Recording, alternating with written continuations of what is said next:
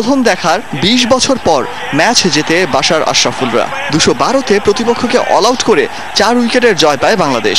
ম্যাচের হিরো আফতাব আহমেদ।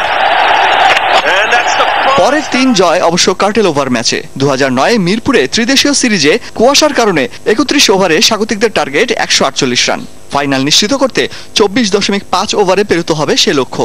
সাকিব আল হাসানের ব্যাটিং তাণ্ডবে ১ ওভার হাতে রেখেই জয় টাইগারদের। ৬৯ বলে ৯২ রানের ইনিংসে ম্যাচ সেরা সাকিব। ২০১২-র জয়েও ছিল এশিয়া কাপের ফাইনালে খেলার সমীকরণ। ২৩২ রানে অল আউট লঙ্কানরা। বৃষ্টিবিঘ্নিত ম্যাচে ৪০ ওভারের টার্গেট ছিল ২১২। দ্রুত টপ অর্ডার সাজঘরে ফিরলেও নাসির মাহমুদুল্লাহর দৃঢ়তায় জয় নিয়েই ফাইনাল নিশ্চিত করে বাংলাদেশ। সবশেষ জয়টি ছিল লঙ্কানদের মাটিতে বাংলাদেশের প্রথম। ২০১৩-তে দিলশানের সেঞ্চুরিতে ৩০৩ রানের টার্গেট দেয় লঙ্কানরা। বৃষ্টির বাধায় ২৭ ওভারের লক্ষ্য ছিল ১৮৩ রান। ১ ওভার আর ৩ উইকেট হাতে রেখেই জয় তুলে নেয় টাইগাররা।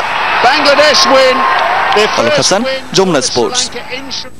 দর্শক, জানাবো বিশ্বকাপ বাছাইয়ের খবর। দক্ষিণ আমেরিকা অঞ্চলের বিশ্বকাপ বাছাই পর্বের গুরুত্বপূর্ণ ম্যাচে লিওনেল মেসির একমাত্র গোলে চিলিকে